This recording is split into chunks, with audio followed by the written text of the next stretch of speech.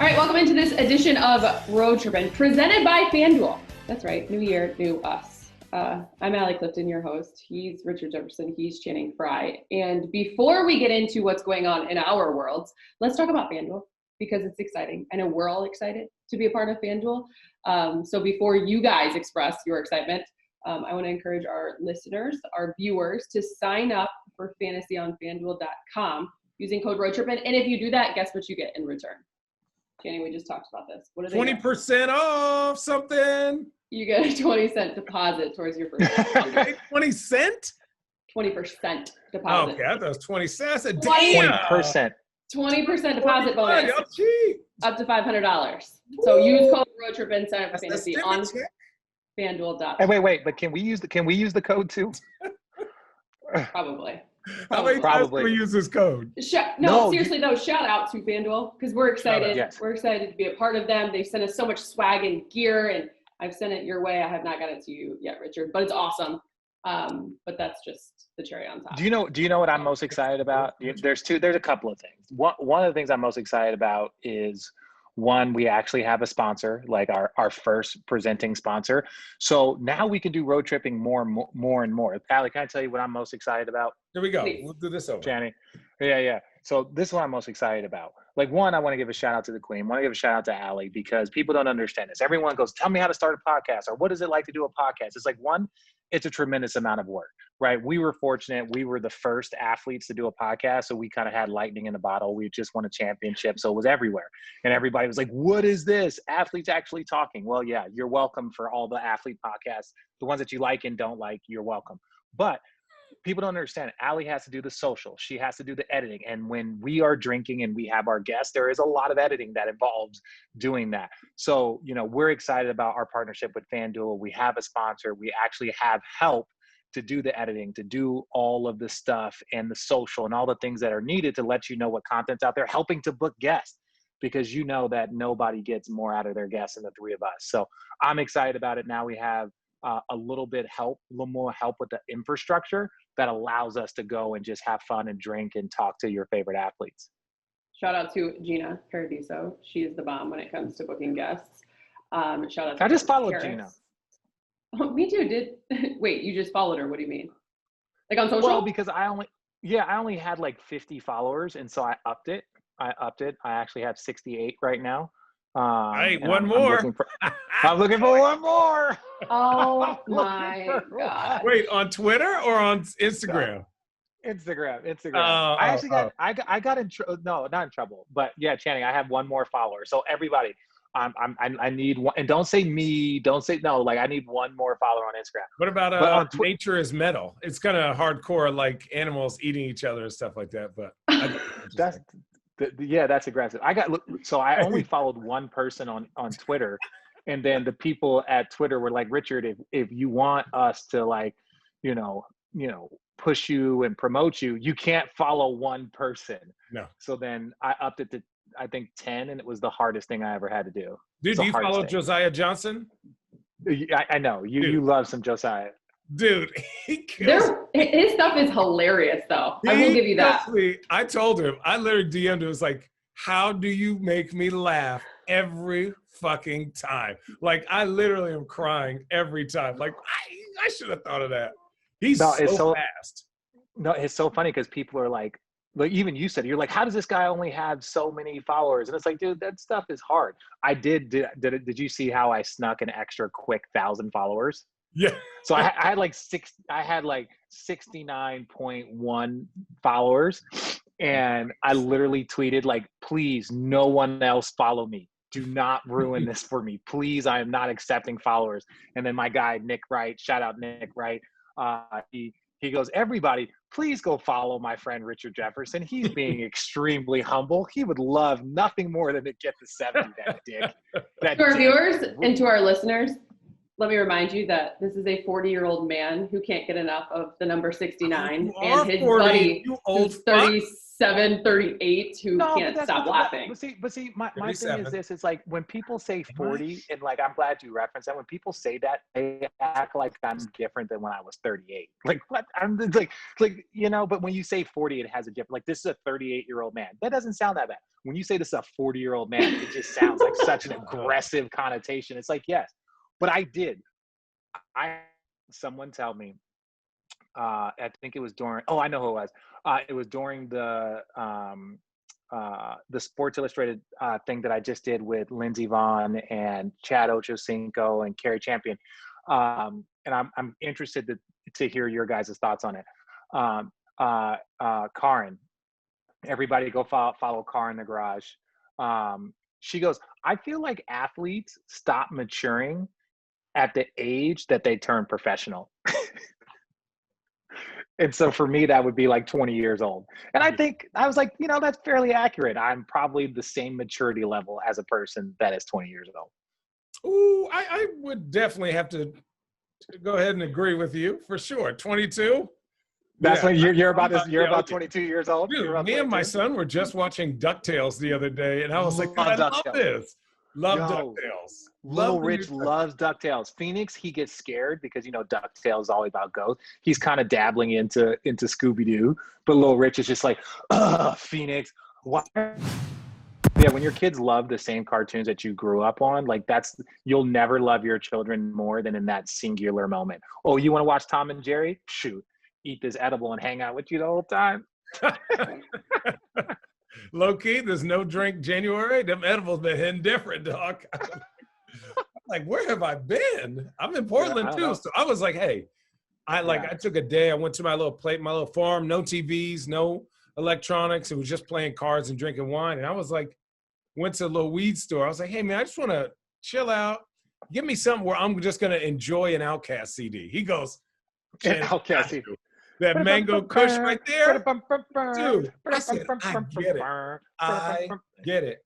And my the key feeling good, back was feeling good. You got to get the CBD. And guys, this is not all the smoke podcast. We're not talking about weed, but we're talking about alternatives to taking anti-inflammatories and Vioxx and like all this other crazy stuff that we pumped in our body.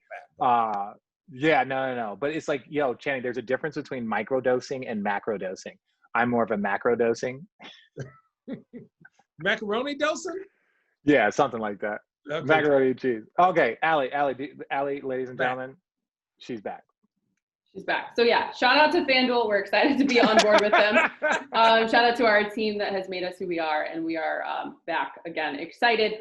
With that said, we do want to engage more with you, our listeners and our viewers, through this opportunity of pushing out podcasts weekly, as we will be doing over the course of 2021. So we want your ideas, your thoughts in terms of ways in which we can do that. We'll get to that Cardinals jersey, sweater in just a minute, Channing. But use #RoadTrippin on Twitter or on Instagram and send us some ideas, ways in which we can interact with you via FanDuel, and we will go from there. So with that said, let's get into what's going on.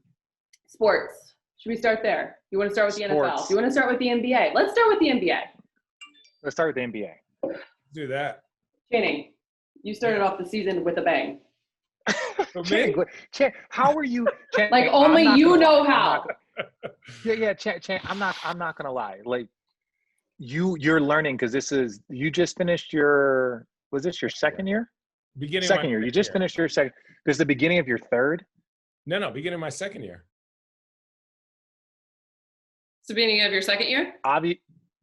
Yeah, so you realize how quickly tides can turn and change. Like that's something that's probably relatively new. Like as a player, you don't give bulletin board material because that's just kind of how we're trained. But when you're talking about sports and giving ideas, all of a sudden shit can get sideways real weird, real quick. Dog. You know what? And I had a conversation with Allie because I was low-key hot, right? Because I went on the Warriors podcast because like I was like, oh, I have no horse in the race.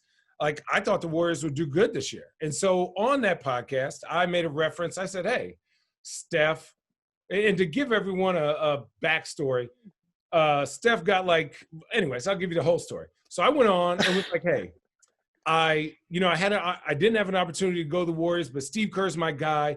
We went to college with Andre Iguodala. Nick Uran is still in that office. Draymond Green is cool in the certain times that I've seen him. Steph is the greatest shooter of all time. Obviously, first ballot Hall of Fame, walking in there. He's a 2-time MVP, 3-time champion. I said the only argument somebody would have about his legacy is if he can't take this team without Klay Thompson to the playoffs. I didn't say the finals. I didn't say anything. Yeah, but you made the mistake really quickly, and I'm gonna let you finish. Yeah. The mistake that you made is you said that to all the Warrior fans. You didn't say that to the basketball world. You said that to the Warrior fans, which, that's like going on the LeBron James ass and saying that Jordan is the best. I know, but here's the thing, though. And I said there's nothing. I even said there's nothing for him to prove to anybody, whether that's media, the fans, even to himself. He's accomplished anything. I said if you, for the purpose of this conversation, if you had to say one thing he's not done, it would be to take this Warriors team without Klay to the playoffs. And I said I think he could do it. I'm excited to watch because at the end of the day, for him, right, as we're seeing now, they've adjusted their offense a little bit based on Wiggins and based on, Wiseman, but he's elevating his game to a level in consistency level that would he ever have done that without Klay? Because to have somebody if you scored 60 in 3 quarters and the person next to you has also scored 60 in 3 quarters, Richard, where'd you go? I'm here. I'm right here. It's like, for me, there's pressure, but there's always like, if you have an off game, like it doesn't hurt. Like Damian Lillard and CJ. It's like Dame might be 1 for 15, but oh crap, CJ has 40. So now, you're cool. Yeah, very cool with this. Well, and so it wasn't bad about it. I have the utmost respect. He's unguarded. I know, but that's the problem, Channing. So, and I'm gonna give a shout out to some Warrior fans. So the guy on Twitter, Dub Niners, I think that's his name. And it's like, dude, like we get it. Like when I engage you and I see that your thing is Dub Niners, like I know what I'm doing. Like I'm engaged. We got into a little back and forth on Twitter. I like to view it as respectful about like, I said that Chris Paul has been over the last like 15 years, he's been the best, like kind of like true point guard out there. They're like, oh, you forgot about Steph. You got to look up. I'm like, listen, guys, I expect you to be a fan first. So I understand when your allegiance is. Right. The second part is I expect people let's have a conversation about higher level basketball.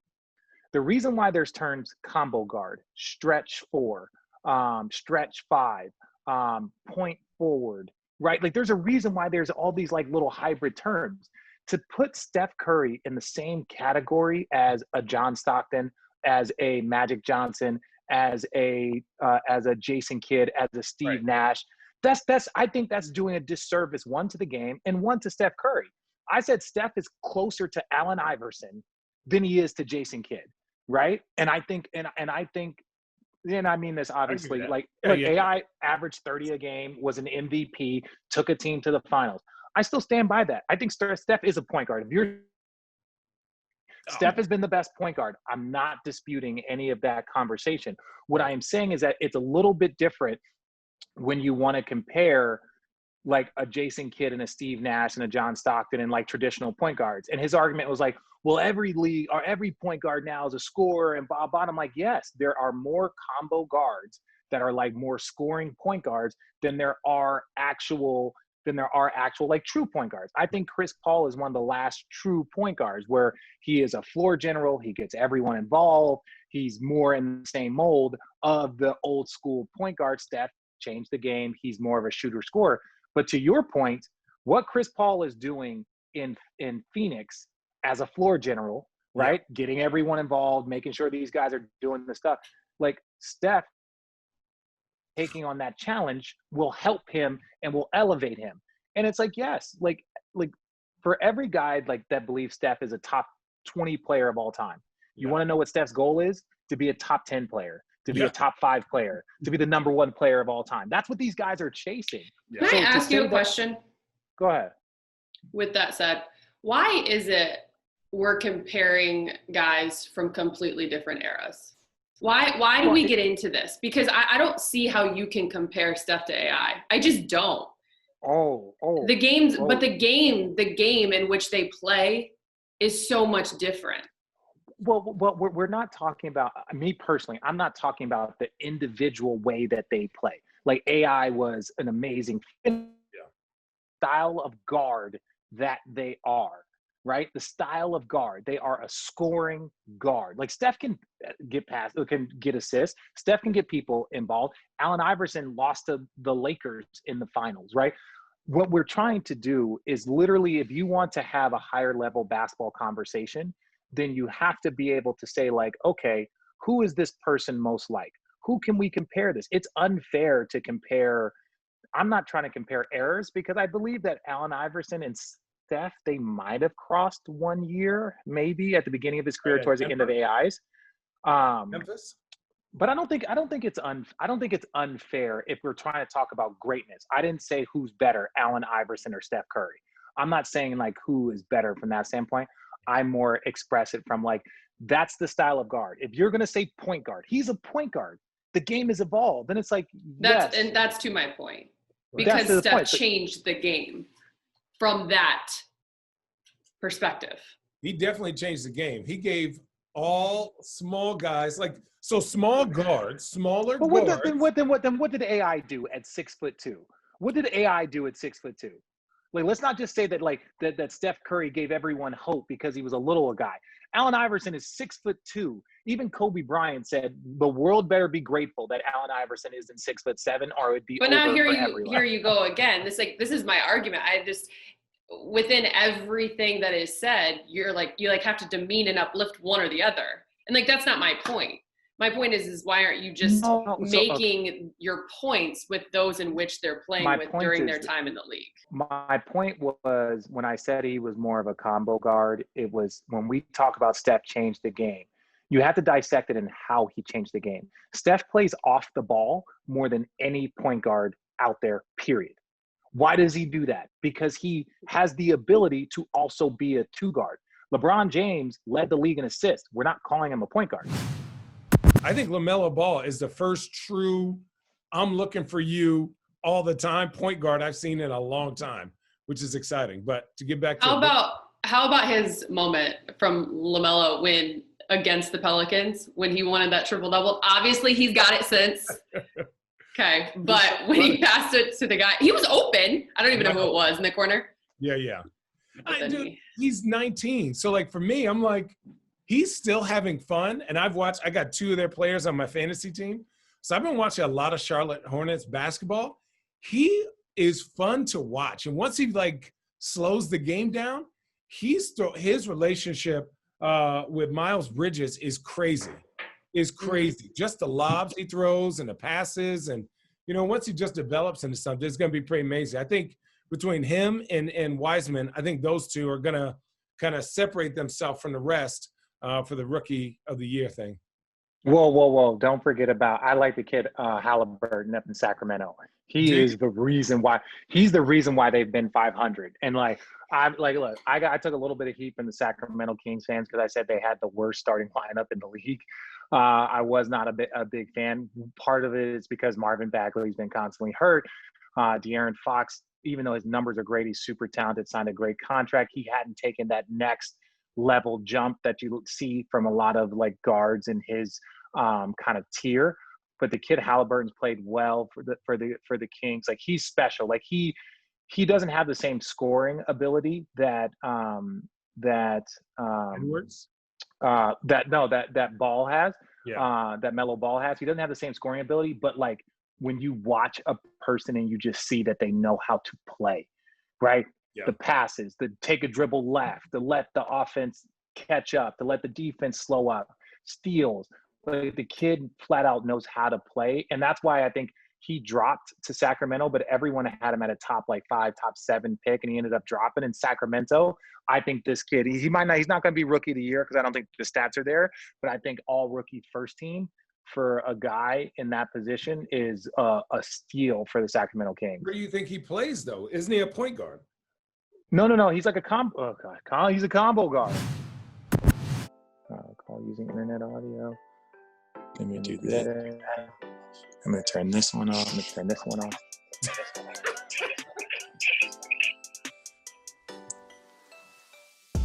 I'm trying to get quality internet. You don't have a. Ooh, that's loud. You don't have a. Are you going from your computer? Ooh, that's loud. No, hold on a second. There we go.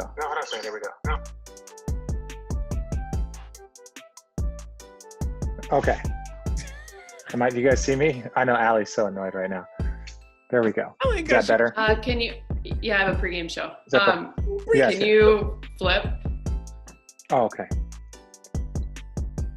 Other way. Yes. Other way.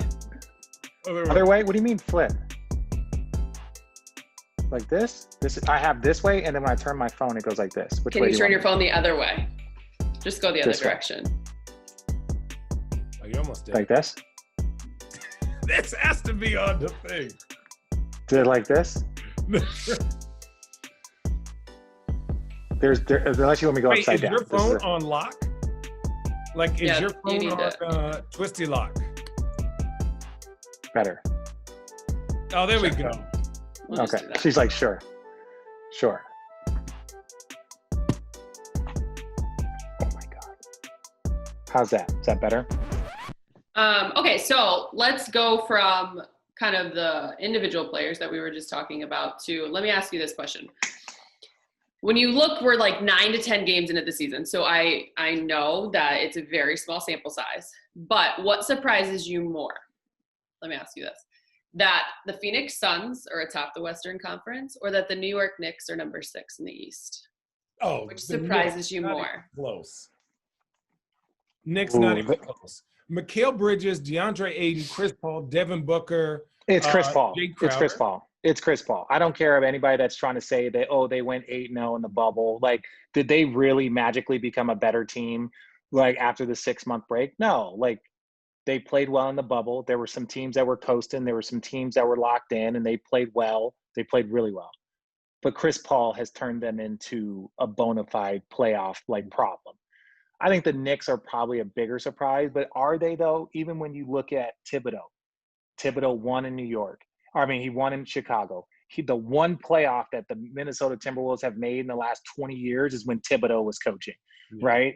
And so I think the Knicks I think we're not surprised when you see all of the guys from the Phoenix Suns addition to Chris Paul playing great, but I think the Knicks are probably surprised. And shout out the Knicks, man. We give them a lot of shit. I've given them a lot of shit over the years, but dude, we want the Knicks to play well. We Great like for the NBA when the Knicks are and that's what I try and tell the Knicks fans. We only talk about your team because of your location. If this roster was in Seattle, they would never be mentioned. So it's like, don't get mad when we're not happy when we're forced to talk about the Knicks because of the location. You don't typically talk about bottom 5 teams. You don't, unless they're large markets. So don't get mad if we can't find good things to say about a team that has been to the postseason, 2 or 3 times in the last 20 years. Like, don't get mad at us. Like, we're just given the reality. Yeah, I think what Tibbs did was like make everyone's role smaller and then say, this is what we need from you to win every night. And that's how I'm going to hold you accountable.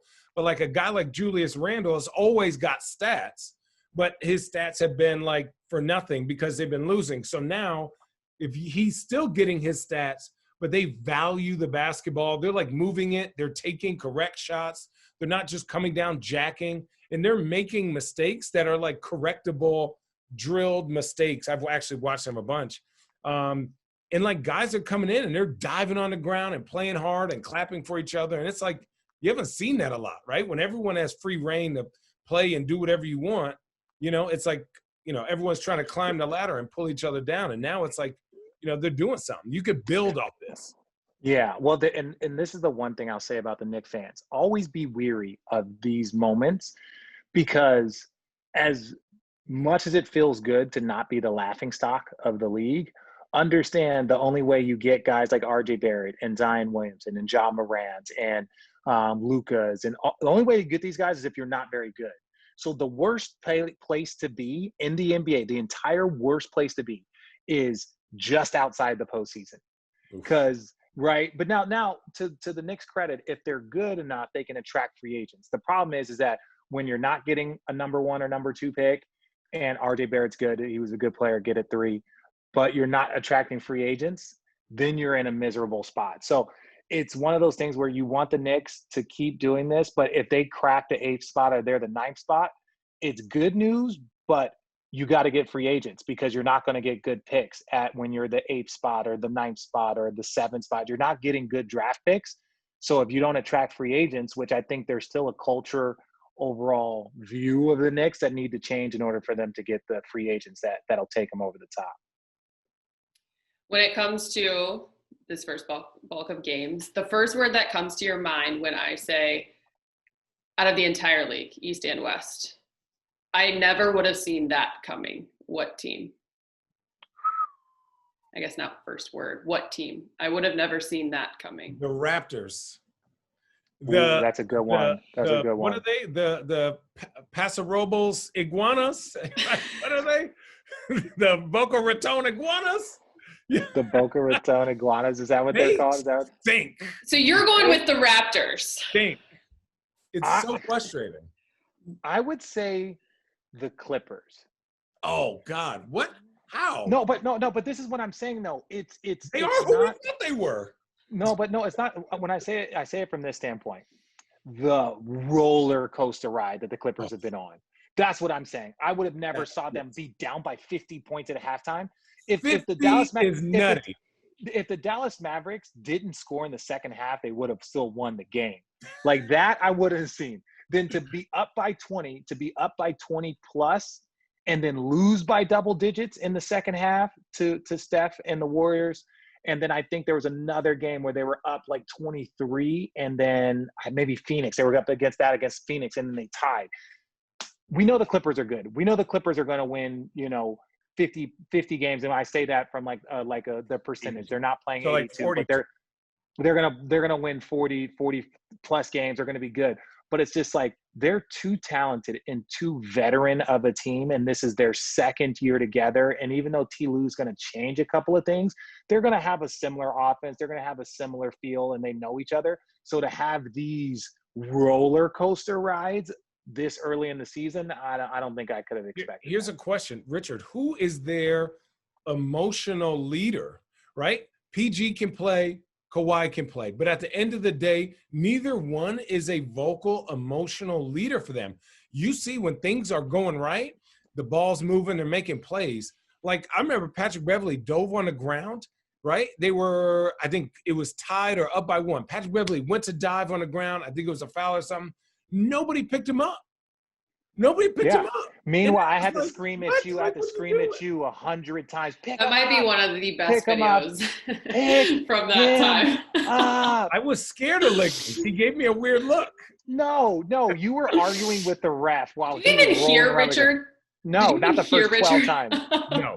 Okay. All right. So you're going Clippers. You're going Raptors. Okay, last one. AKA Iguanas. Wait. Allie, you're included in this conversation. Who do you think? I feel like I'm really good at setting this up. And because you guys didn't say who I would have picked in that situation, I'm going to ask it in a different way. Okay? Okay. So, of course, if you were doing a poll on Instagram, in the right, I would say of course. In the left, I would say doubtful if I was doing a poll. And at the top, it would say the Washington Wizards will figure it out. Of course, doubtful. Oh. Ooh. My team was the Wizards. I was no, I didn't see that happening to the Wizards. What? Why didn't you see that happen? I think two. One, who's in Washington? Scott Brooks. Who played for Scott Brooks? Russ. So I was thinking Bradley Beal, like how can those two not figure it out?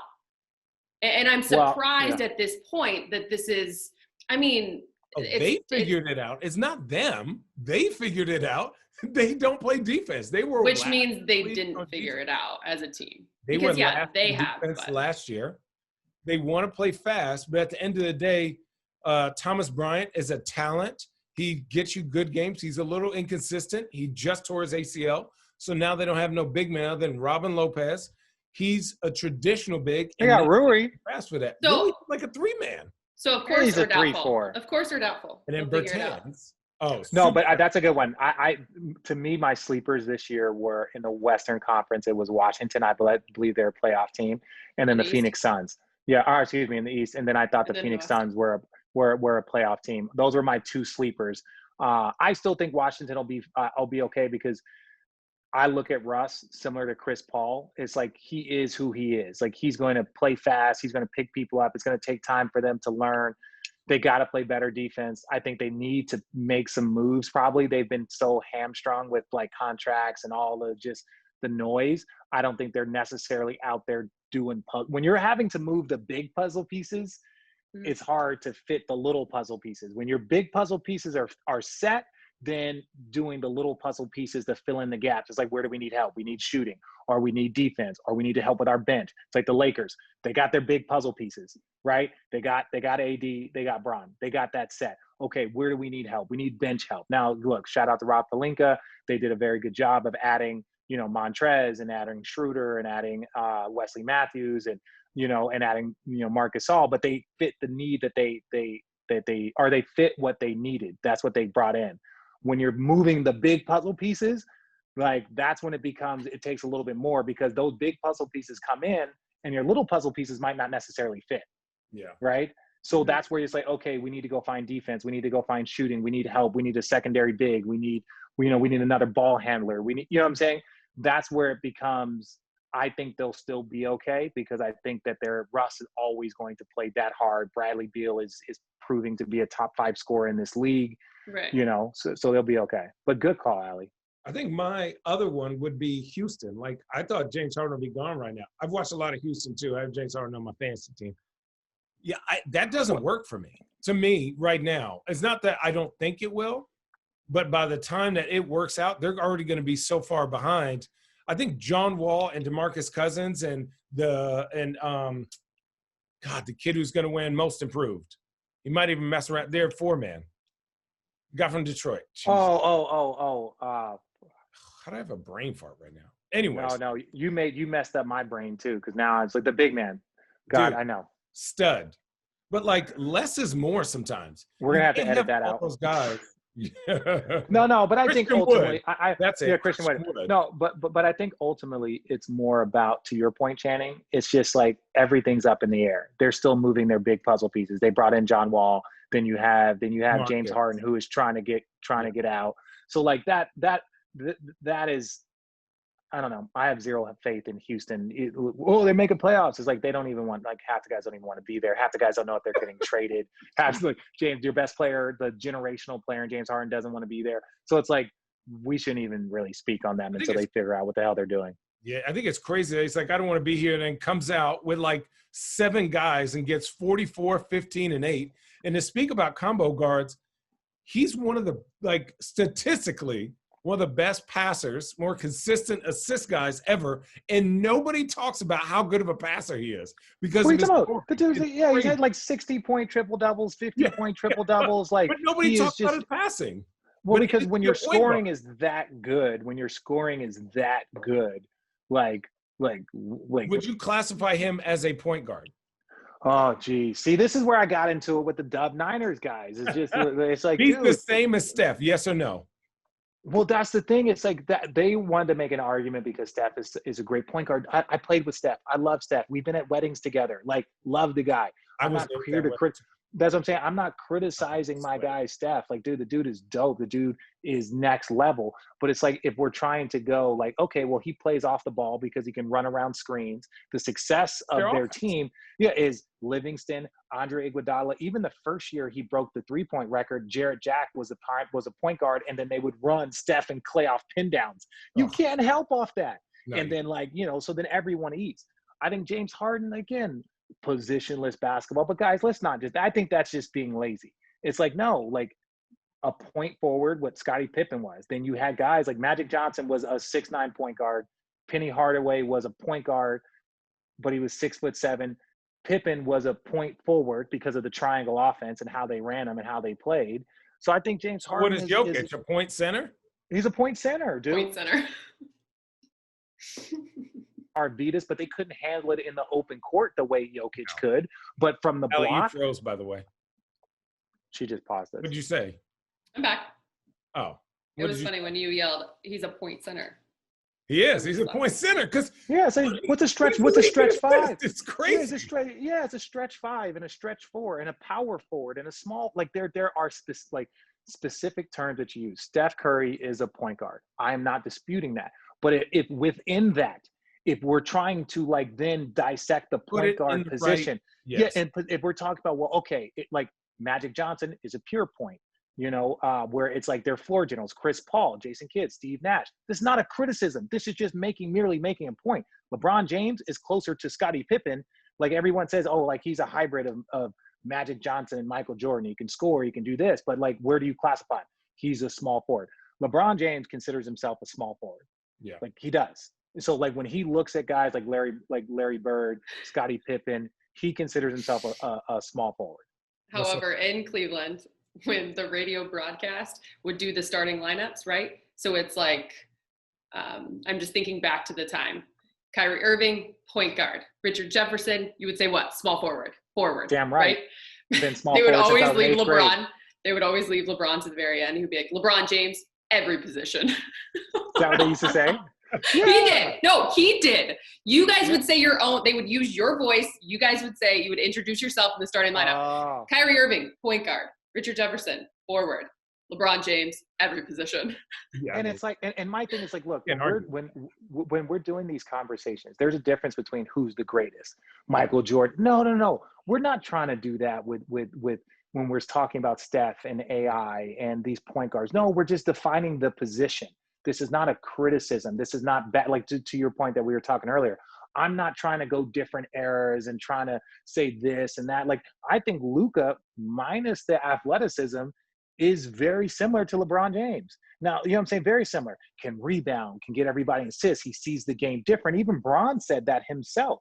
But, like, if you were to give Luka a position, I would call him more of a point forward than I would, like, a point guard. Mm-hmm. Right? And that's not, oh, is he a point guard? It's guys. Kyrie Irving, love Kyrie to death. One of the most ridiculous scorers of all time. But you remember the Cavs stat, like my last year there, it was like when he hit double-digit assists, we were 10-2, right? When Kyrie hit double-digit assists. So a basketball guy be like, oh, Kyrie's got to get double-digit assists every night because when they do, the team is great. But that's not who Kyrie is. Kyrie is a stone cold scorer. That's how he makes his money. That's who he is. So it's not a criticism. Speaking of, this is an interesting stat. Before we wrap up this NBA talk, unless there's anything else you guys want to cover, it's only been 9 or 10 games. Did you guys see this stat about the Warriors, speaking of Steph, that they are currently as a team? You saw this? It is a wild stat. It is wild. That would hurt my heart so bad. Keep going. Sorry, I don't want to interrupt. I mean, as a player, like, how does he – I mean, you don't stop shooting. Kelly Oubre – okay, so in case you didn't know, the Warriors right now are 19th in three-point shooting. If Kelly Oubre didn't shoot a three, which, by the way, as of right now, he is 6 of 45 from deep, the Warriors would be 4th in the NBA at 39.5%. Okay, so first of all, I hate that someone singled that out. I really do, because that's a wild stat. But I think it's because I'll let you go, and then I'll go after you. I say that this is good news because we believe that Kelly Oubre at one point in time is going to have a 40% month, is going to have a 38% month. You're going to bring it up. Look, they didn't play basketball for a very, very long time. Right? If some guy gets off to a slow start in a new situation, like, I'm not here to criticize him. First of all, have you seen him dunk on everybody? I think that's why this is a conversation, because we know the potential of Kelly Oubre. Yeah, Kelly Oubre. You know, like, it's not about that.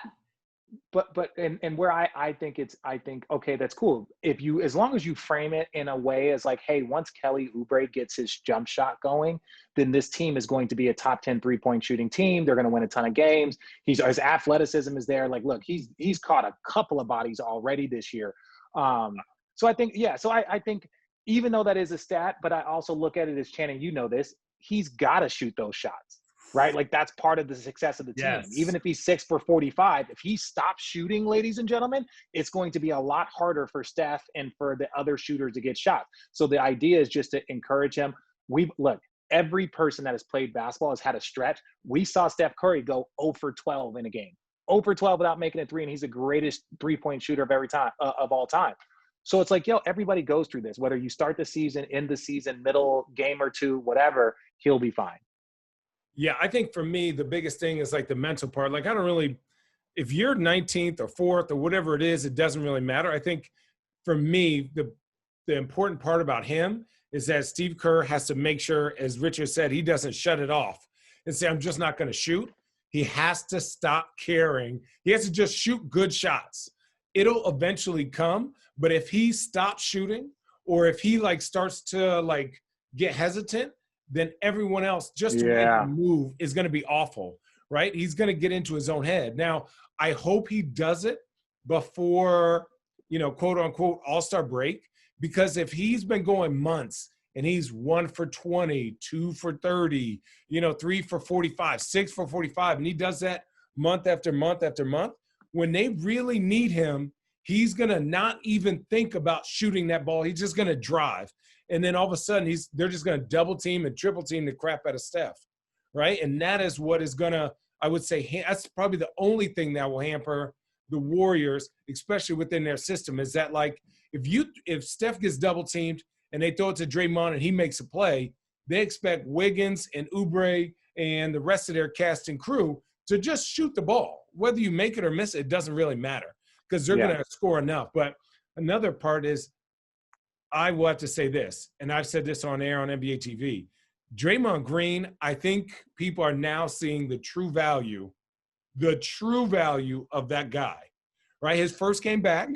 Yeah, but people know the true value of Draymond. They knew it,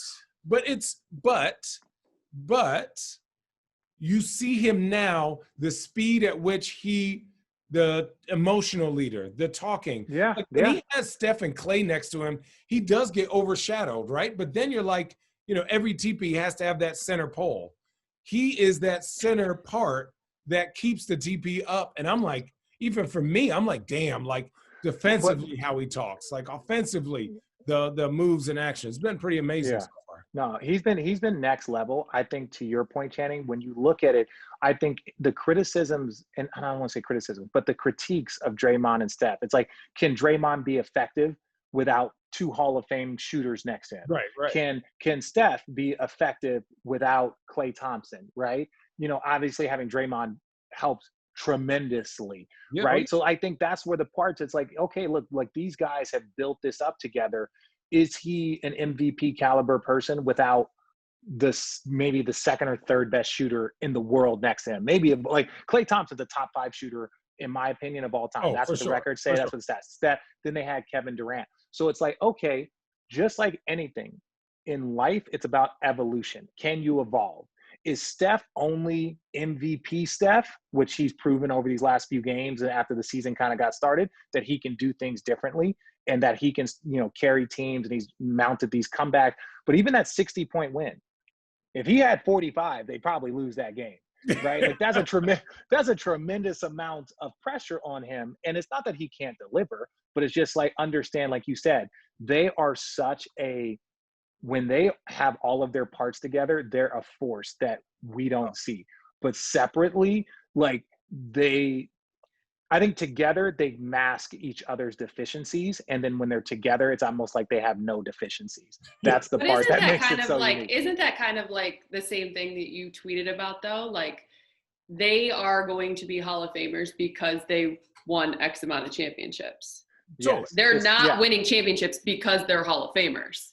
Yeah, like, it's like the big 3. It's like, look, before Kevin Garnett and Ray Allen and Paul Pierce showed up in Boston, their probability of being Hall of Famers was probably like 98%, right? And then they get together and they win a championship because they have 3 Hall of Famers on their team, right? Where Steph and Clay and Draymond were all very, very good players. And then when young, and I say very good, is like before they went on this stretch, like Steph was an all-star, David Lee was an all-star one year, even the year that Steph broke the three-point record. Klay Thompson was turning into a great shooter. Mark Jackson is the guy that turned him into the monster two-way player. Klay turned himself into that. Mark Jackson's the one that challenged him to be that. And so you're right. These guys started to grow and develop in talent, and all of a sudden they're like, yo, these guys, 73 wins, five straight NBA title, or 5 straight NBA finals, 3 championships. You're like, oh, these guys are Hall of Famers now, right? And it's like, oh, well, they got 3 Hall of Famers. Like, no, they're Hall of Famers because they've been winning this much. Right. It's not like Kevin Durant, when he showed up, if he would have never played one game with the Warriors, his probability of being a Hall of Famer is like 98%. So it's like he's the one guy that was a Hall of Famer pretty much upon arrival. Here, last question for both of y'all from me. When we talk about a player's legacy, right? I would like to know how much does that person and who they play with play into that, like from the media side for you. So, and take Steph out of this, but go like Giannis, right? Has Giannis ever played with a Hall of Famer? No.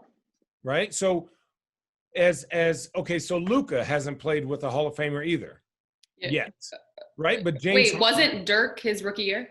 Oh, wasn't it Dirk's last year?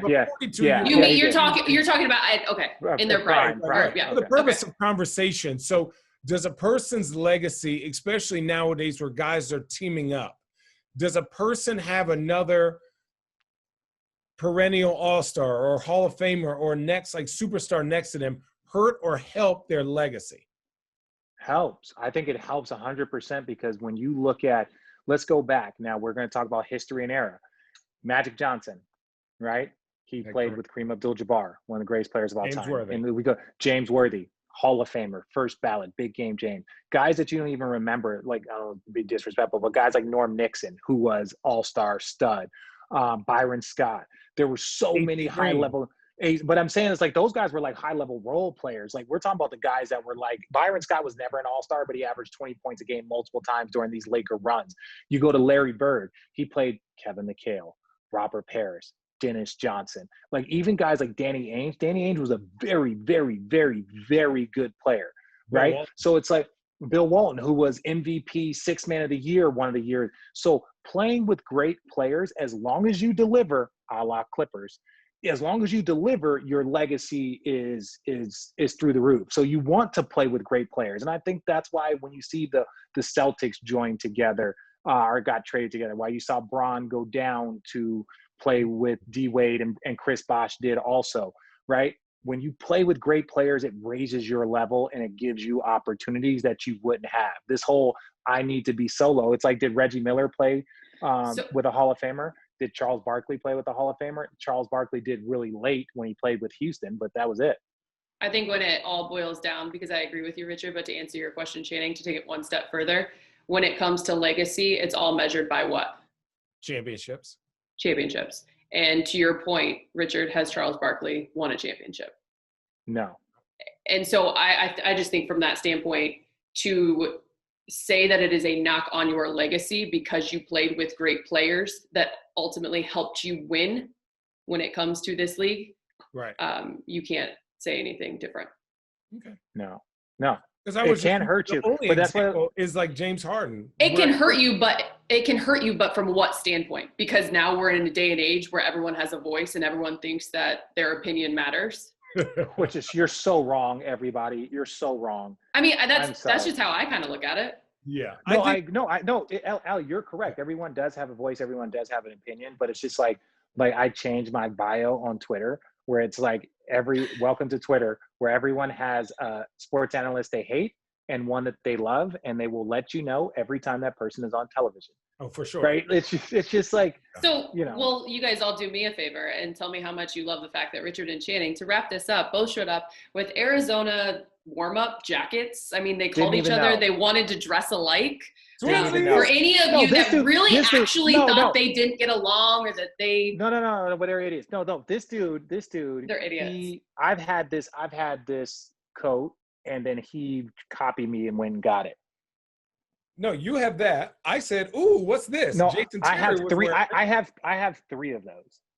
Well, I then think at the end of the success, day, Richard. my zip up warm up jacket outweighs the both of yours.